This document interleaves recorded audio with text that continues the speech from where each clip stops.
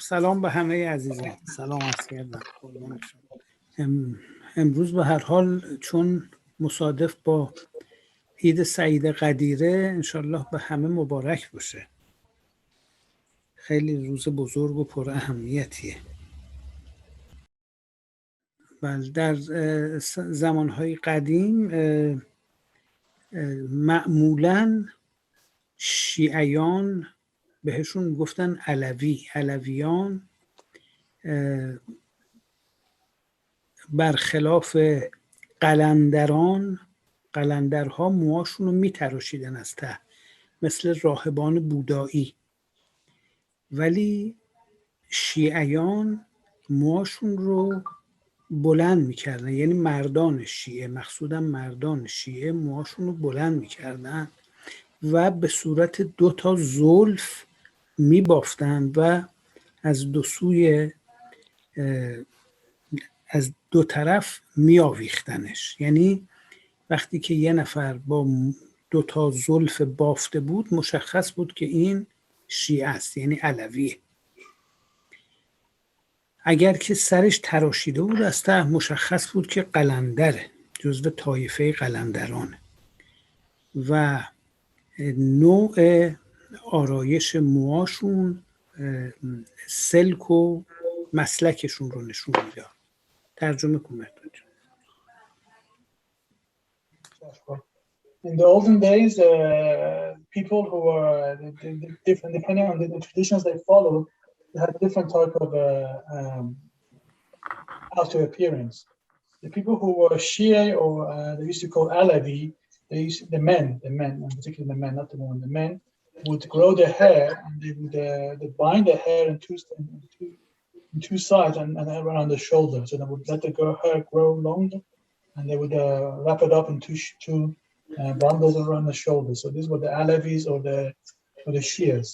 And the people who were Qalandari, they were very sort of Jawamad or very knighthood.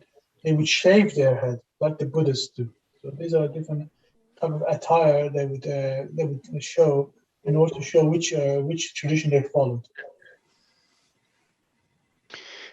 Zu damaligen Zeiten wurden die Schiiten auch Alawis genannt, und sie haben ihre Haare lang getragen, also die Männer, und ihre Haare, die sie lang getragen haben, haben sie in 2 Zöpfen geflochten. Und es gab noch eine andere Gruppe, die Qalandaris. Sie haben die Männer, sie haben ihre Haare kurz geschoren, kurz rasiert, so ähnlich wie die Buddhisten, auch die buddhistischen Mönche.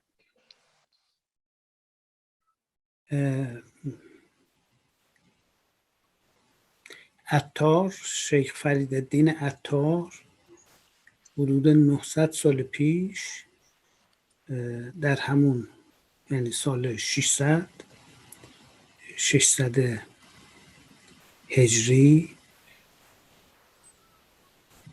ایشون میگه که مصطفی را دید می آمد چو ماه. یعنی شیخ صنعان توی مراقبه که داشت مراقبه میکرد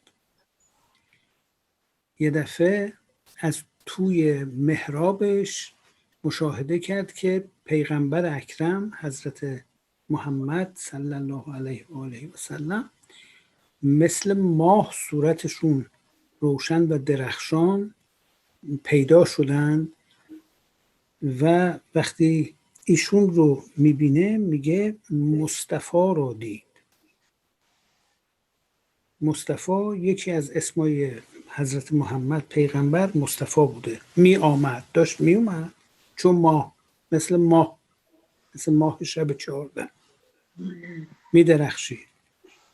در بر افکنده 2 گیسوی سیاه که موهاشون رو بافته بودن و از 2 طرف خودشون آویزون کرده و انداختن روی شونه هاشون.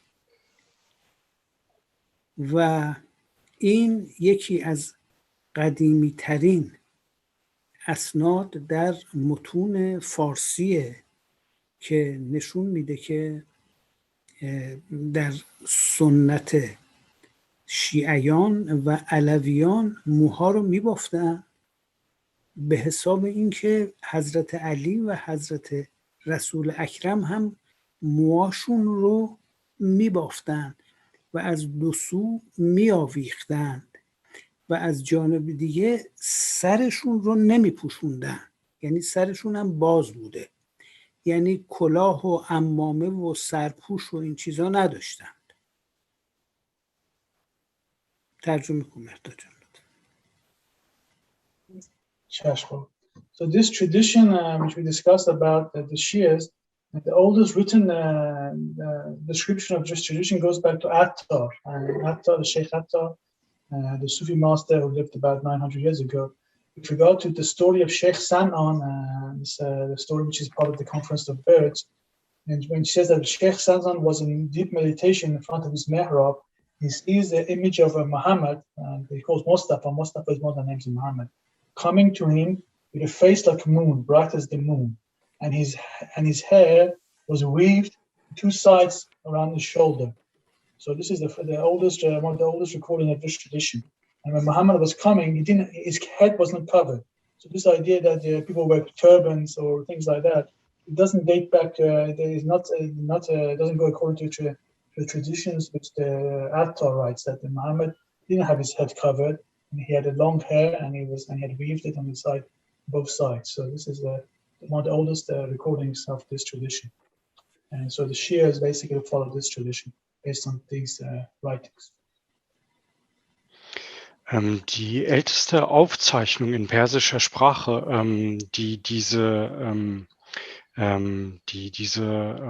Haarpracht oder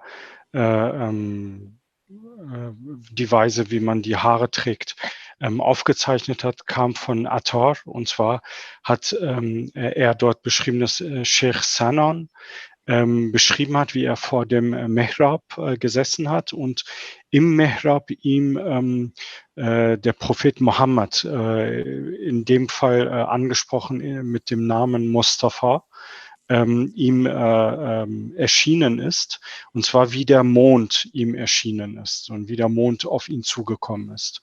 Und er hat den Propheten Mohammed, also Mustapha, so gesehen, dass er die Haare lange schwarze Haare hatte, mit diesen zwei geflechtenen Zöpfen.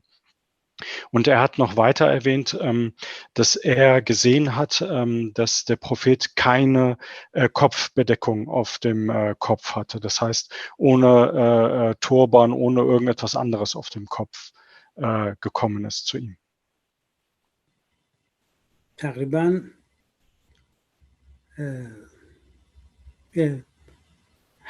تو همون حول و حوش زمانی از نظر دوران حدود مثلا 50-60 سال بعد سعدی میفرماید، یعنی عطار قرن 7 بوده، سعدی قرن 8 بوده، 7 عطار 600 بوده، یعنی 600 به دست مغولا در حمله مغولا ایشون شهید میشه. البته حدود 90 سال عمرش بوده و تقریبا سعدی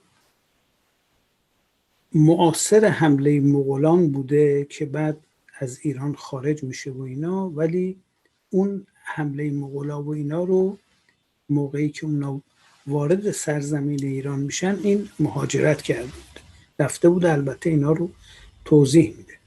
به هر حال سعدی هم به این مسئله اشاره میکنه. حالا اون قسمت مقدمه شعری که هم مطالبی گفتم مهمه، این بخشش مهمه که میگه شیادی گیسوان بافتی که علویم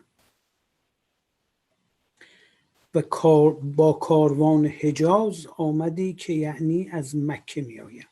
یعنی یه آدم حقه بازی بوده که داشته میرفته توی یه شهری که اونجا اکثریت مردم شیعه بودن و این همراه با یه قافله میشه که از عربستان داشته می اومده، این هم همراه اون وارد میشه که بگه من حاجی شدم، از سفر مکه اومدم، و ضمناً گیسوانش هم بافته بوده که بگه منم مثل شماها شیعه‌ام. یعنی این یه گواهی تاریخیه که نشون میده که علویان موهاشون رو میبافتن، گیس میکردن و از دو سو میآویختن. ترجمه کنم. So also Sa'di, the Sufi master, has a similar recording of the same tradition. Sa'di was roughly about 30-40 years after Attar. So Attar died during the Mongol invasion, but during the Mongol invasion, Sa'di escaped, and he writes, so he was alive, but he wasn't. He left Iran, and he writes in his book that there was a charlatan who wanted that. Con the people in the town, and the town were all Shias. In order to pretend that he was a Shia, he also grew his hair very long and weaved it into two sides of his shoulder in order to fit in that Shia. Say, I'm also a Shia, and I've come from Mecca. I had a pilgrimage. So this is another recording of this tradition that the Shias used to weave their hair, and the men anyway, and displayed on both sides of the shoulder. Ein weiterer Nachweis dieser Tradition wird festgehalten durch Sa'di, der circa 40-50 Jahre nach Hafez gelebt hat und der die Invasion der Mongolen überlebt hat. Und er beschreibt einen Scharlatan, der auch seine Haare in der Haarpracht sozusagen wachsen lassen hat und zu den Leuten sagt, ja, ich bin einer wie ihr, ich bin ein Schiit, ein Alawi. Sieht es an meiner Haarpracht. Ich bin auch von Mekka gekommen und ich habe die Pilgerreise, die Wallfahrt durchgemacht und ich gehöre zu euch. حافظ در 792 یا 794 از دنیا رفته، یعنی در قرن هشتم بوده، یعنی 100 سال بعد از سعدی بوده. حافظ از شیعیان یا علویان، یعنی از پیروان حضرت علی و حضرت رسول، به مقبچه تعبیر میکنه.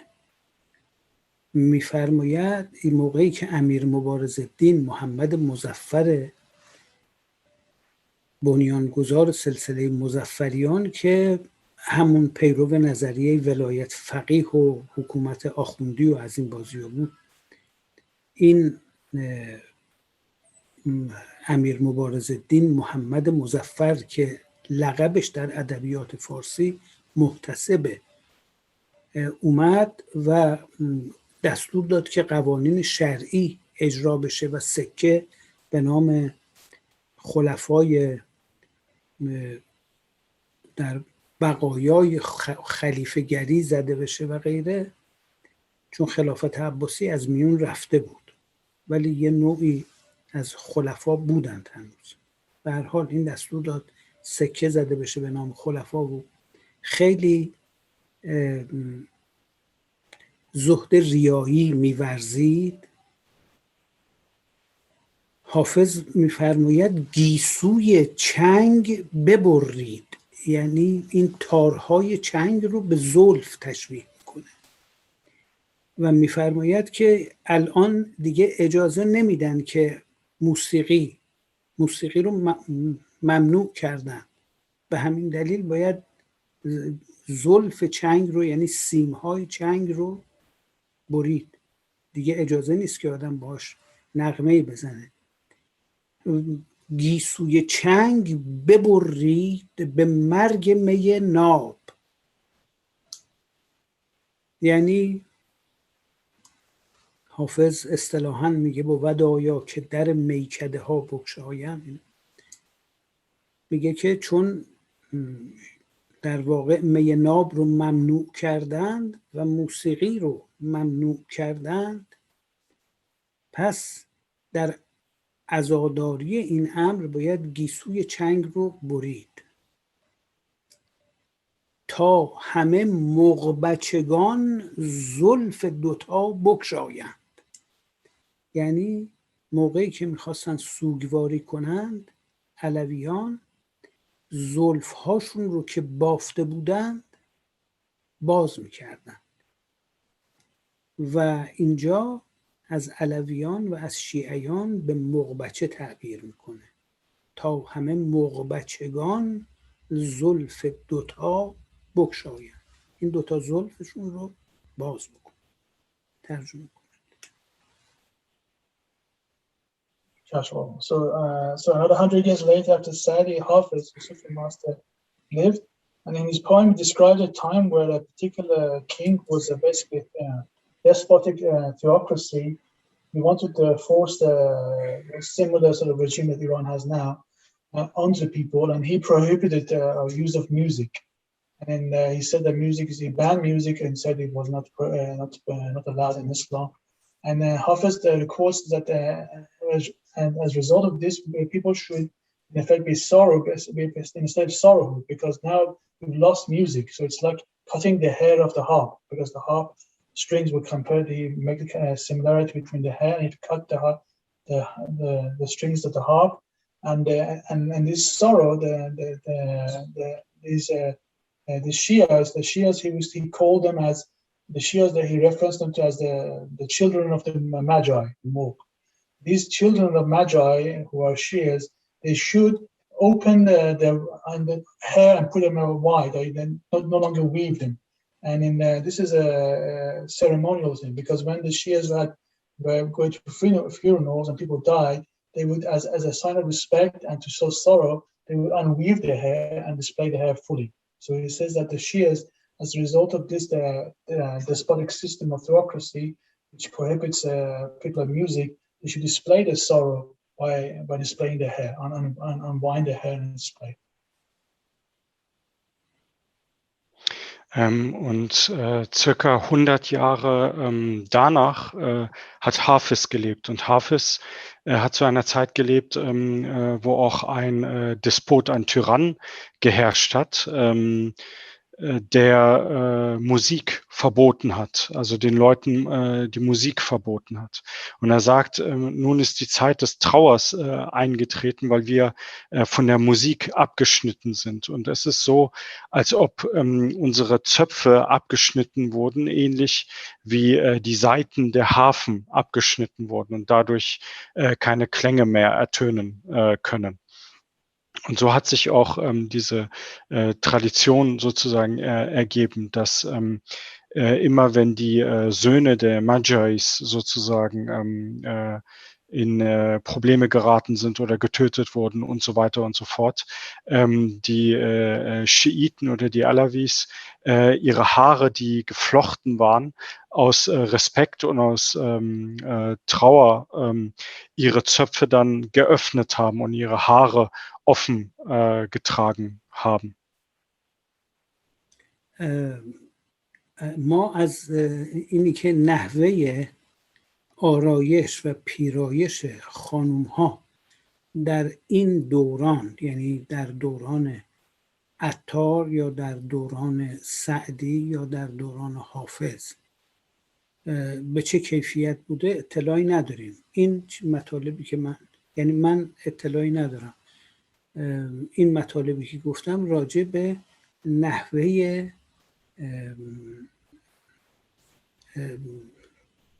آرایش موی سر مردان بوده در این 3 قرنی که براتون تعریف کردم، که قلندرها مانند بودایی ها دائم سرشون رو از ته موهاشو اصلاح میکردن و این مطلبیه که مولوی در داستان طوطی و بقال بیان میکنه و میگه یعنی به صورتی موهاشون رو میتراشیدن که سرشون کاملا حالت تاس داشت، با سری بیمو بسان تاس و تشت، یعنی کاملا با تیغ از. و همین مطلب رو حافظم در زمان خودش 100 سال بعد از مولوی بیان کرده که 1000 نکته باریکتر ز مو اینجاست، نه هر که سر بتراشد قلندری داند. که یکی از علائم قلندران این تراشیدن موی سرشون بود و علویان اینا هر دو اهل طریقت بودن ولی یه طایفه به این ترتیب موهاشو میبافته، یه طایفه موهاشو میتراشیده از ته و این به این دو نحو آرایش میکردن سر خودشون رو. مرداد جون ترجمه کن. So Sir said he doesn't know how the ladies they decorated their hair because there's not much information about how the ladies decorated their hair during this time. During time Athar or Sa'di or Hafiz, but what he knows is that it's based on the writings of these Sufi masters, and they basically discussed how the men how they wear their hair. The people who were very chivalrous knights, they would shave their hair constantly like the Buddhist monks. And the people who are in the Shia and Shias, they would grow their hair and they would weave their hair on both sides of the shoulder. And these are commentaries of the different Sufi masters about the people who wear their hair. They both follow different. They're both sort of the spiritual people, but they were following different traditions. And these traditions are described in the books of Hafez, Sa'di, and Rumi. And Rumi, in his book, also describes in the story of the shopkeeper and the parrot. He says that the people who are chivalrous knights, they shave the hair, and the head is like a bowl. It's very no hair on it. So this is again described in different Sufi masters about the different way that people appeared in outwardly follow the tradition of the spirituality.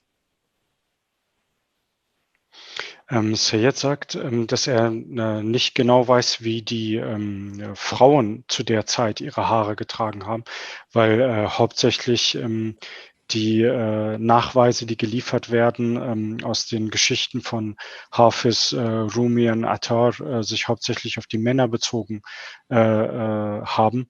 Aber man weiß ganz genau, dass es diese zwei verschiedenen Traditionen gab, und zwar die Schiiten oder Alawis, die ihre Haare in zwei Zöpfen getragen haben, und dann die Qalandaris, die ihre Haare kurz geschoren haben, ähnlich wie die Buddhisten. Und beide waren Anhänger des Sufismus, aber folgten unterschiedliche Traditionen. Und auch in Geschichten von Rumi wird beschrieben, wie die Qalandars ihre Haare so kahl scheren oder ihren Kopf so kahl scheren, dass sie wie spiegelnde Oberflächen sozusagen dastehen und kein einziges Haar mehr übrig ist auf den Köpfen dieser Leute.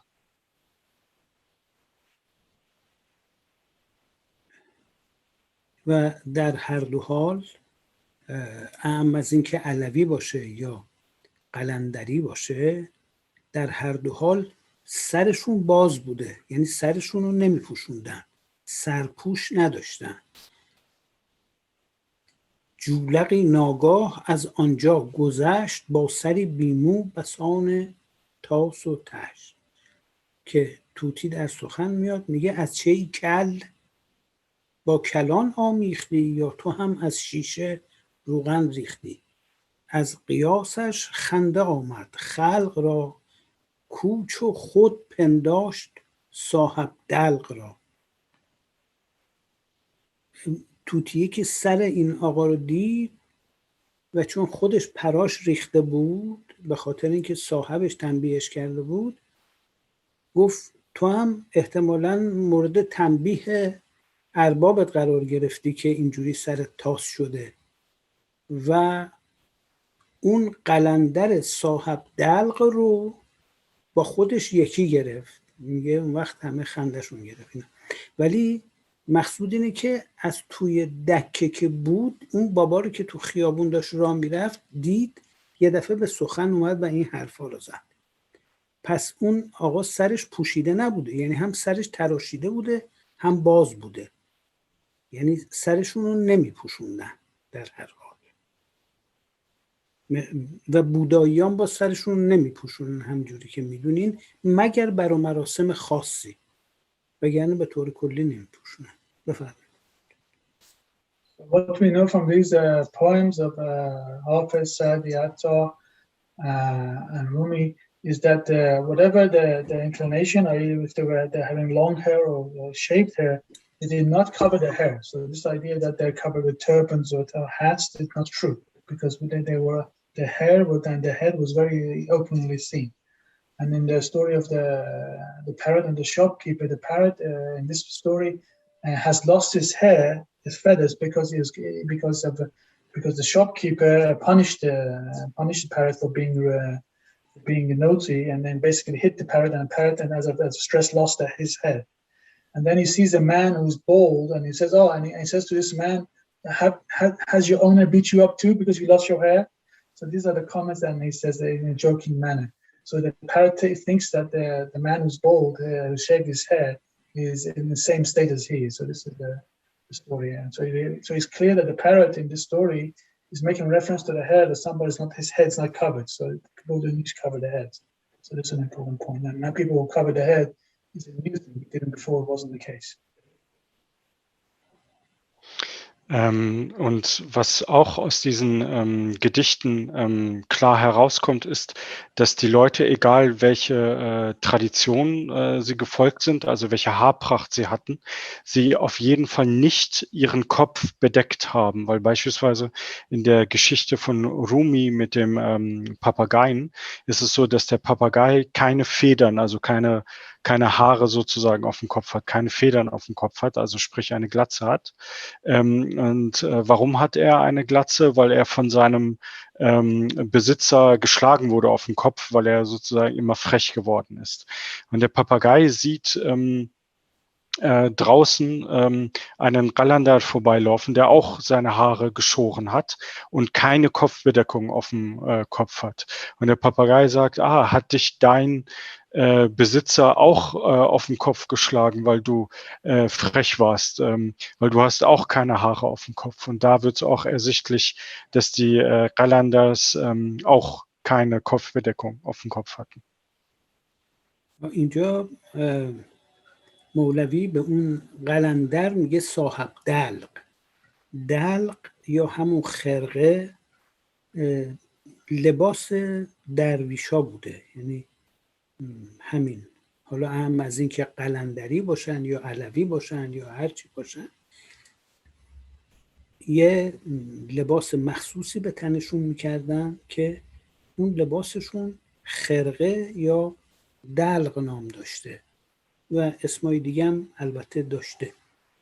ولی لباس، یعنی وقتی این لباس تن یه نفر بوده، اون صاحب دلق بوده، یعنی مشخص می شده که اهل طریقت در حقیقت از اون لباسشون که پوستین بیشتر اون رو از پوست یا چرم حیوان درست میگن یا از پوست گوسفند یا پوست شتر یا غیره درست میکردن. دلق مرقع بهش میگفتن. حالا ترجمه کنم. In this same story, Rumi refers to this man who is a qalandar and he's walking. He says that he's wearing a garment. This garment is a garment that the Sufis used to wear, and is made out of a sheep skin or camel skin or something like that. And so these are people who were following a particular Sufi path. They used to wear these sort of clothes, so that from the outer garment they could tell if there was a Sufi or not. And so these are the tales that in the story is very clear that the Sufis were recognized by the garment they wore, which was mostly very plain and based on animal skin. In dieser Geschichte von Rumi wird auch ersichtlich, was die Sufis getragen haben oder was sozusagen spezifisch war für die Sufi-Kleidung. Und zwar haben sie eine sehr einfache Kleidung getragen, und zwar aus Fell von Tieren, die sie getragen haben, einen Mantel oder irgendetwas, was sie sich übergeworfen haben, was sehr charakteristisch für die Sufis war. به هر حال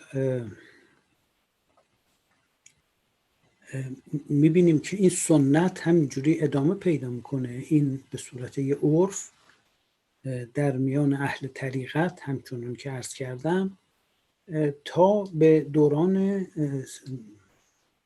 حضرت سید نورالدین شاه نعمت الله ولی و ایشون یه قاعده جدیدی رو ابداع می‌فرمایند، یعنی سرشون رو میپوشونند و یه تاج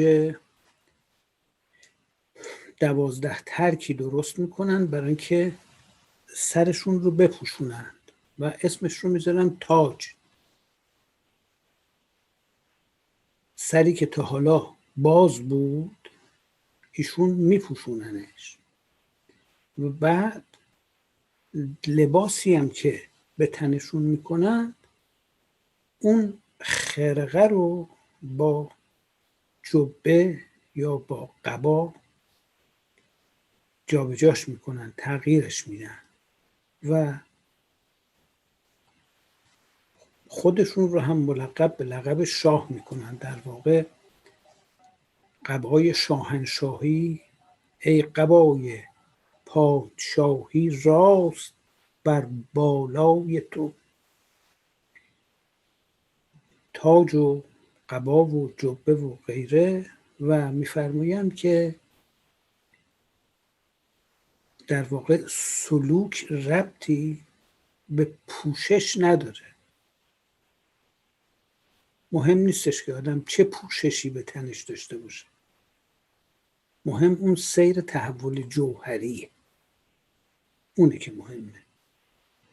ولی علی ای حال از زمان حضرت شاه نعمت الله ولی لباس اهل طریقت تغییر کرد، یعنی صاحب تاج و قبا شدند به اضافه کشکول و به اضافه تبرزی و غیره. ولی این لباس رو ایشون معمول فرمودند. در نتیجه دیگه قرار شد که سر پوشیده باشه. مرداد جان ترجمه. So this tradition existed until the time of Shah Namatullah, and he changed the tradition. Even though he said that the Sufis, its evolution is based on inner evolution, nothing to do with outer garment, but he still he chose a particular style of garment himself, and he wore a robe, and then he covered his head, and he's covered his head with a hat, but also the hat had a crown shape on top of it with 12 spikes. And then he wore this as a garment. So he was perhaps the first person who started covering their head, and the Sufi tradition of this started from him. And he called the Sufi poles the title of Shah, the king. So he was. So this is the tradition that he started after. So he changed the tradition himself. Diese Tradition, die wir gerade beschrieben haben, hat sich zu einer gewissen Zeit geändert oder wurde abgelegt, und zwar zu Zeiten von Shah Ne'matullah Wali. Und zwar hatte er angefangen, ein feineres Kleid sich anzuziehen und eine Art Krone, welches auch als Torch bezeichnet wurde, welches 12 Zacken sozusagen auf dem Kopf hatte. Und so hat er sich dann auch, oder so wurde er dann auch als Schah bezeichnet. Und warum hat er das gemacht? Weil er gesagt hat, es ist nicht wichtig, was man anzieht. Also die äußeren Kleider sind nicht wichtig, sondern die innere spirituelle Evolution, die man durchgeht, darauf kommt es an. Also auf das Innere kommt es an und nicht auf das Äußere, was man anzieht. در اواخر دوران زندیه، البته زندیه هم دورشون خیلی کوتاه بود، و اوائل قاجاریه دوران بازگشت سلسله نعمت اللهی از هندوستان به ایرانه و انتشارش در سراسر ایران. و خب کسانی که در ابتدای امر توسط سید عبدالحمید دکنی جناب معصوم علی شاه که از هندوستان تشریف آورده بودند، اینا پا در طریقت نعمت اللهی گذاشتن، تقریبا 90%شون آخوند بودن، آخوندهای حوزه‌ای بودن که از 100,000 روایت که حفظ کرده بودن و تمام نمیدونم احادیثی که در خاطر بهره‌ای نبرده بودن و دنبال یه راه دیگه‌ای برای کسب معرفت میگشتند که به همین دلیل هم پا در راه طریقت گذاشتن. اما وقتی که پا در راه طریقت گذاشتن اهل حوزه بودن، یعنی اهل عبا و عمامه بودن. اغلبشون مجتهد کامل بودند، مجتهد بودند، بسیاریشون هم مرجع تقلید بودند، مرجعیت داشتند و به همین دلیلم اون لباس از دوره قاجاریه به بعد حداقل نزد بزرگان طریقت شد لباس اهل طریقت. یعنی با اینکه کسانی که این روش رو آوردن تو ایران مثل سید معصوم علی شاه یا در خود ایران جناب نورعلی شاه، جناب فیض علی شاه، همون تاج و کجکول و قبا لباس اصلیشون بود، ولی شاگردانشون چون عموماً مجتهدین بودند و مراجع بودند و ملبس به عبا و عمامه بودند، همون لباس رو حفظ کردند، مثل جناب مجذوب علی شاه کبودر آهنگی، مثل جناب حسین علی شاه اصفهانی، مثل جناب حسن علی شاه کابلی، همشون به این ترتیب.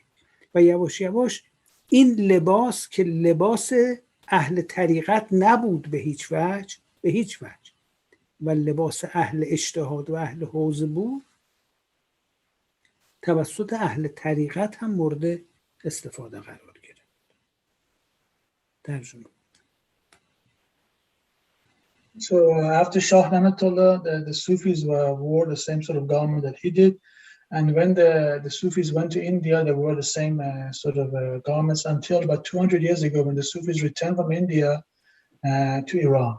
And one of the Sufis who basically brought the Sufism back to Iran was Masum Ali Shah. And he wore the same sort of garments as the Shah Na'matullah with a hat and robes.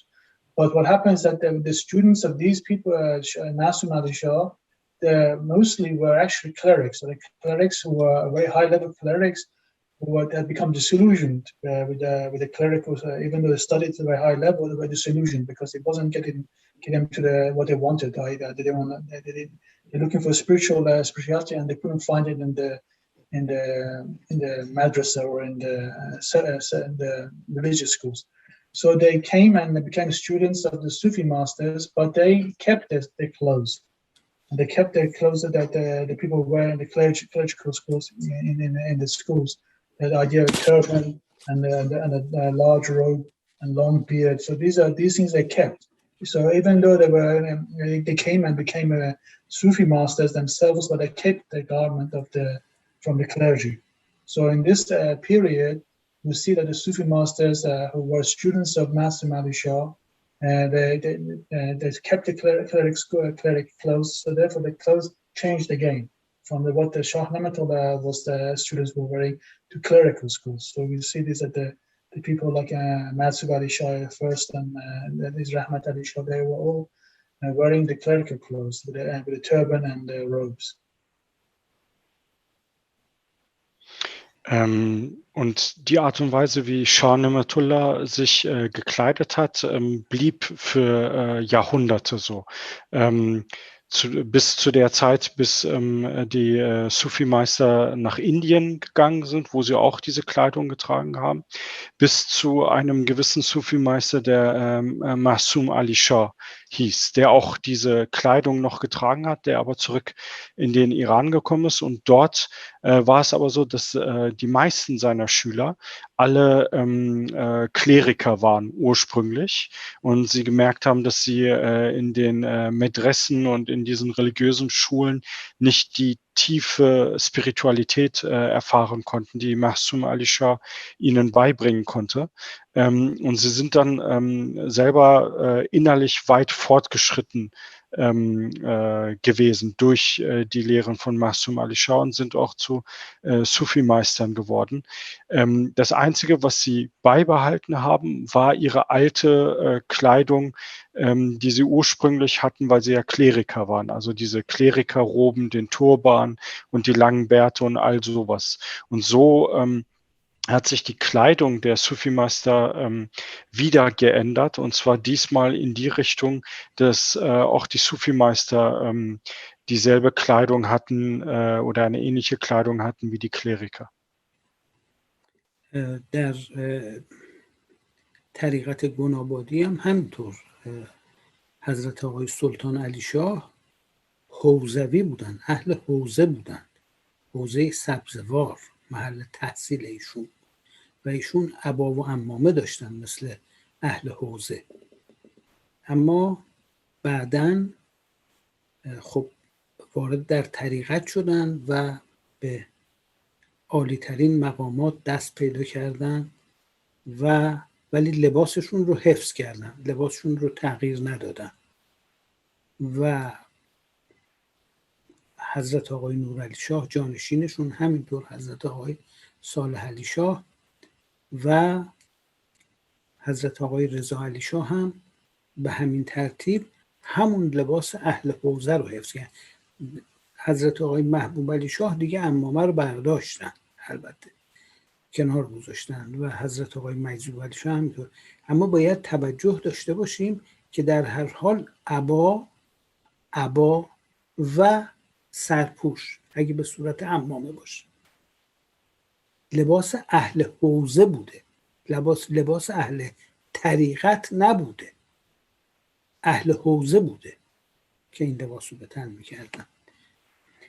و این تبدیل به یه عرف شده بود تا زمان حضرت آقای محبوب علی شاه که ایشون دیگه عمامه رو که پدرشون هم داشتن و اجدادشون هم داشتن کنار گذاشتن. به هر حال بایزید بسطامی، حضرت بایزید فرمودن که اگه پوست منم از تن، پوست منو یعنی پوست بایزید از تنت بکنی و تن خودت بکنی فایده ای نداره، باید سلوک کنی تا تحول جوهری پیدا کنی. پوستین منم بپوشی فایده نداره که هیچی، پوست منم تنت کنی بازم فایده نداره، باید سلوک کنی تا به نتیجه برسی. مهم لباس نیست، لباس تعیین کننده چیزی نیستش، ولی به طور کلی باید بدونیم که عبا و سرپوش اصولاً لباس اهل تصوف و اهل طریقت نبوده، اهل حجره و اهل حوزه بوده. اما از زمانی که تصوف برگشته به ایران نزد طایفه نعمت اللهی و سپس گنابادی مورد استفاده قرار گرفته. به این ترتیب کسی که دارای درجه اجتهاده بر اساس قوانین حوزوی که معمول در حوزه است عبا به تنش میکنه، عبا به دوشش میندازه. این مربوط به جنبه اجتهادی اونه. اگر که درجه اجتهادی نداشته باشه و در سلوک هم به درجات خیلی خیلی بالا نرسیده باشه معمولاً عبا تنش نمیکنه، مگر اینکه کسی که درجه خیلی بالایی در سلوک داره میگه موقعی که شما میخوای مثلا نماز رو امامتش رو عهدهدار بشی و دیگران به شما اقتدا کنن میتونی مثلا عبا داشته باشی، به عنوان اینکه اون موقع به طور موقت این مثلا عبایی میندازه به دوشش. ولی اهم از این که موقت بندازه یا دائم بندازه، عبا لباس اهل طریقت نیست، نبوده، لباس اهل حوزه بوده.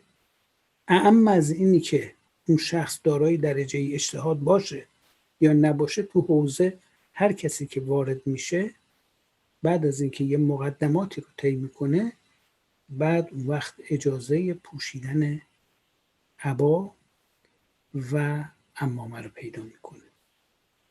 اصطلاحاً به این ترتیبه. یعنی اینا رو من گفتم که مشخص بشه که چیزهایی رو که مربوط به تصوف و عرفان نیست اشتباه نگیریم با اصول سلوک و علائمی که در تصوف و عرفان وجود داره. ترجمه کنم. So said so when the Sufi, the Gonapa the Sufi also, when they took over the Sufi order, so these people were also very, they were all educated from in a clerical school. They reached a very high level of clerical school, and then they became Sufis. And when they became Sufis, they reached a high level of in the Sufi spiritual order, but they kept the clothes which belonged to the clerical school. And so they the turban and the robe. So, but the turban and the robe doesn't actually belong to the Sufi tradition, but they, because these people were initially all educated in the clerical school, and in the clerical school is tradition that you should wear a robe and a turban, they kept this. And they kept this for 4 generations until Mr. Maqdmati Shah, the predecessor of Maqdmati Shah, he took the turban off. He didn't have a turban. And Mr. Maqdmati Shah didn't wear a turban either. So these, so they changed the tradition again. But essentially, the robe and the turban are not Sufi garments. They don't belong to Sufi. They belong to the clerical school. And they only came to the Sufi usage because the people who became high-level Sufi masters, they all came from a tradition of the clerical school in the last 150 years. But in generally, the clothes has nothing to do with the rank. The spiritual level of a person is based on the revolution. The clothes doesn't show anything. And so it's not signifies any particular rank, but because people in the clergy school, when they go to school and they reach a particular level, they either wear this robe or turban, and that's big. And it's really from a clerical tradition has entered the school. And during the time as Maqdmati Shah took the turban, he didn't have a turban. He took this tradition again. So generally, people don't wear a robe from the Sufis unless the Sufi master says that. A very advanced Sufi submaster says that when you are attending prayers to somebody, wear the robe to show that you are leading the prayer, just to symbolize this. But generally, again, even if that's the case, it's still the robe or covering the head is not a Sufi tradition. The term is not traditional too. It's a clerical tradition, and which has only been in the Sufi tradition last 150 years. Und er betont, dass auch im Gunabadi-Orden diese Tradition von der Kleidung, die ursprünglich von den Klerikern kam, beibehalten wurde, aber weil die Sufi-Meister des Gunabadi-Ordens auch eine hohe Ausbildung in der Klerikerschule hatten. Und das ging bis hin zu Reza Ali Shah, der auch noch diese Kleidung und ein Turban getragen hat. Aber Mahbub Ali Shah und Majub Ali Shah haben das schon abgelegt wieder. Und auch das zeigt, dass diese Kleidung eigentlich nichts zu tun hat mit dem eigentlichen Sufismus, also sozusagen mit der Sufi-Praxis an sich. Und es ist so, dass wenn beispielsweise ein Sufi eine sehr, sehr hohe Stufe erreicht hat, ihm gesagt wurde von seinem Lehrer, wenn du das Gebet leitest und vorne bist, dann kannst du sozusagen für diesen Moment diese Robe tragen, damit die Leute sozusagen sehen, okay, du bist der Imam, der gerade das Gebet leitet. Aber ansonsten war es nicht nötig und kam auch nicht ursprünglich aus der Sufi-Tradition, sondern wurde nur implementiert, weil viele Sufi-Meister auch zeitgleich weit fortgeschritten in der Klerikerschule waren. Und auch Bayazid Bistami hat gesagt, selbst wenn ihr meine Haut mir abreißen würdet und ihr euch umlegen würdet, würde euch das trotzdem nichts bringen, weil es kommt auf eure innere Entwicklung an und nicht auf eure äußere Kleidung.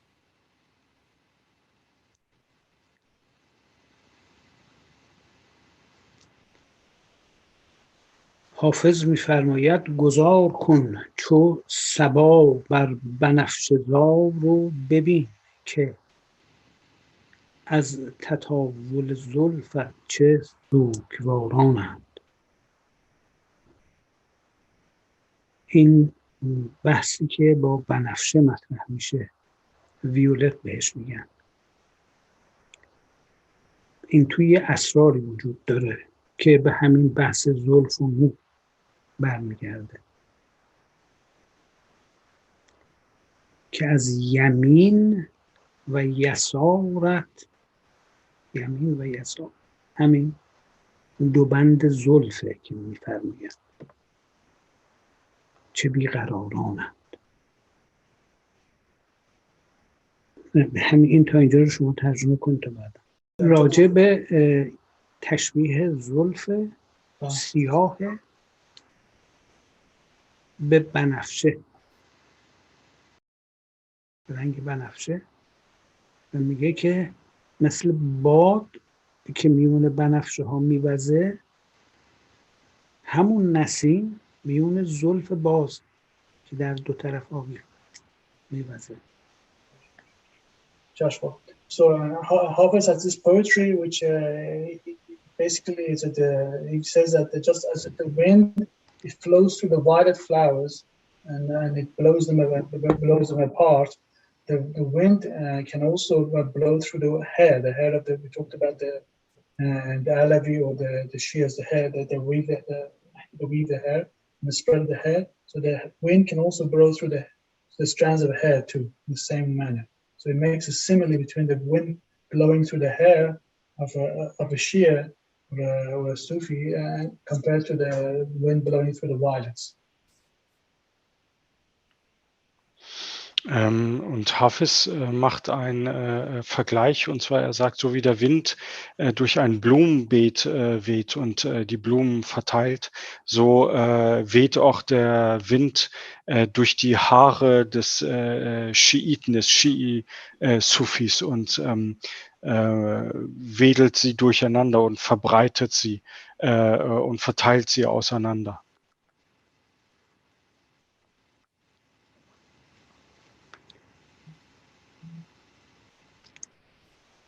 میفرماید بنفشه رسته از زمین به طرف مرغزارها و یا گسسته حور این ز زلف خویش تارها. دو زلف مشکبار او به چشم اشکبار من چو چشمه ای که اندران شنا کنند مارها. به هر زمین، به هر زمان، به هر بلد، به هر مکان کنند مدح او به جان به طرز حق گزارها.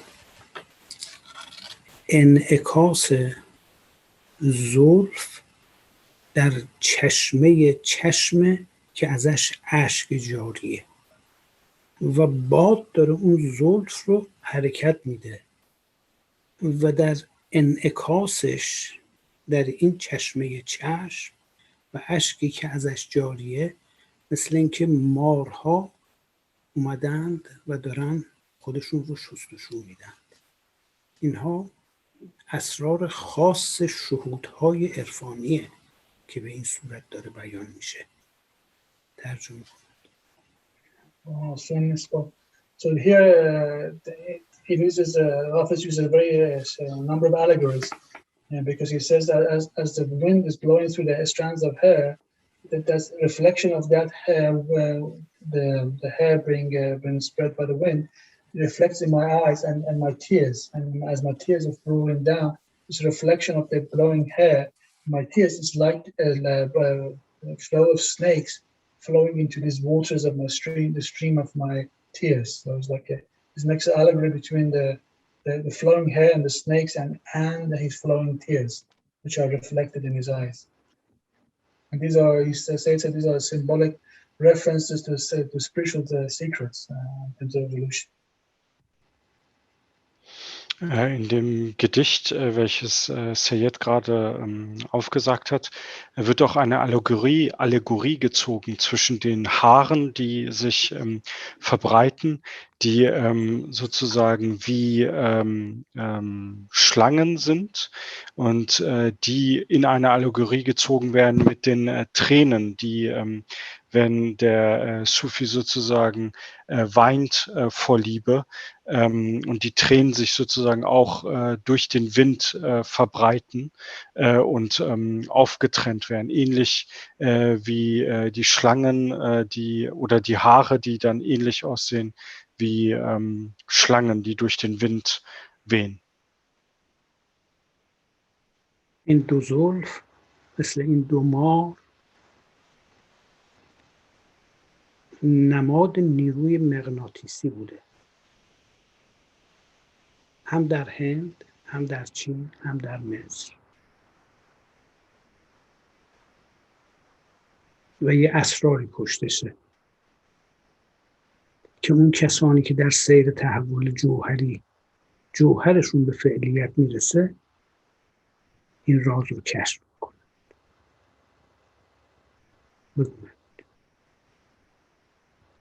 So Sayed said that these flowing snakes are a symbol in India and in Egypt for the magnetic energy that flows out of the seeker.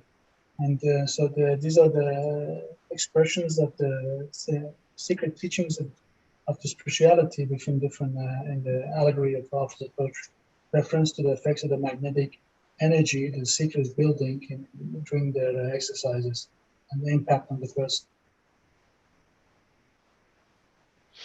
In vielen Traditionen von Indien bis nach Ägypten wurden diese fliegenden Schlangen, diese fliegenden Haare des spirituellen Menschen angesprochen, und sie symbolisieren die magnetische Energie, die dieser Mensch entwickelt hat im Laufe seiner spirituellen Evolution. حالا این ارتعاش خاصی که این وزن به وجود میاره به این ترتیبه که براتون بیان میکنم. میفرماید بنفش شرست از زمین به طرف مر گذار و یا گسست هور این ز زلف خویش شتابها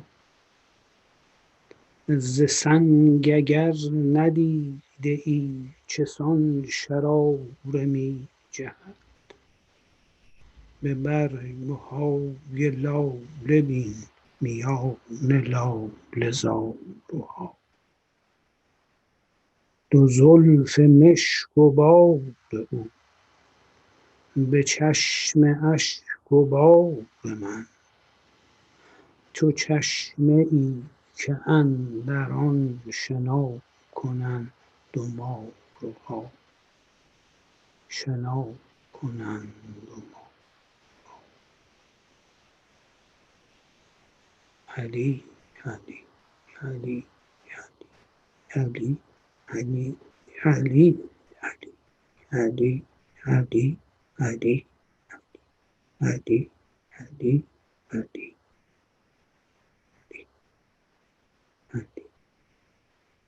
وحید جان.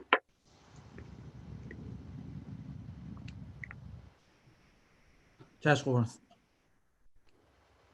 نشستش لب منم به گرد جام صد منی خوشان دمی که شستشو کنم به می سر و تنی علی علی علی علی علی علی علی علی علی علی علی علی امید من قرار من نگار غم گسار من نسیم نو بهار من 10 و 100 و 1000 من مکش سر از شکار من، ببین تو حال زار من، ببین تو حال زار من. علی علی علی علی علی علی علی علی علی. شد از تو دل پر از هوس، نه از هوای هیچ و کس. تپا تپ دف و جرس، به جون فکنده صد قبس. مکن ز زنگ و زخم بس، بزن بخوان نفس نفس. علی علی علی علی علی علی علی علی علی علی علی علی علی علی.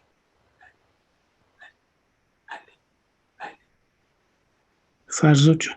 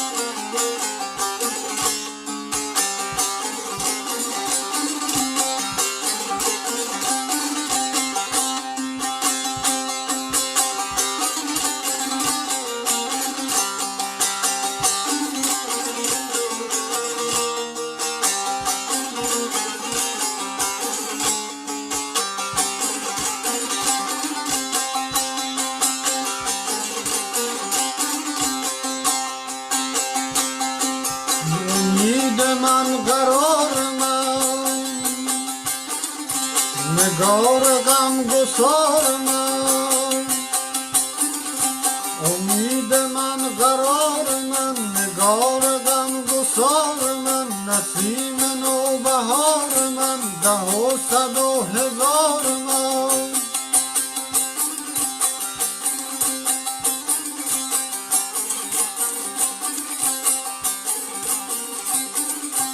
امید من قرار من، نگار غم گسار من، نسیم نوبهار من، 10 و 100 و 1000 من. مکش سر از شکار من، مکش سر از شکار من، ببین تو حال زار من. مکش سر از شکار من، ببین تو حال زار من. مکش سر از شکار من، ببین تو حال زار من. مکش سر از شکار من، ببین تو حال زار من. علی علی علی علی علی علی علی علی علی علی علی علی علی علی علی.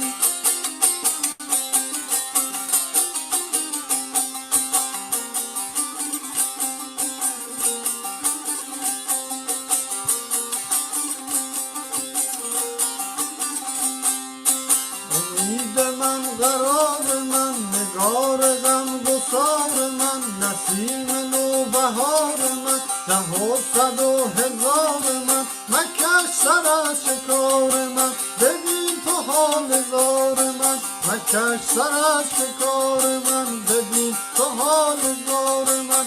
علی علی علی علی علی علی علی علی علی علی علی علی علی علی علی.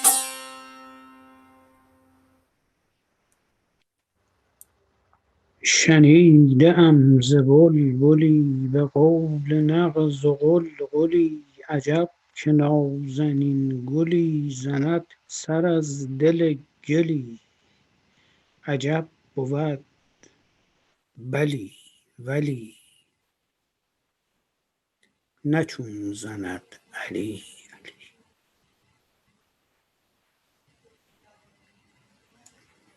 خب این جلسه اختصاصی برای عید قدیر بود. تا جلسه دیگه شما عزیزان و خدای بزرگ میسپرم. از همتون التماس دعا دارم.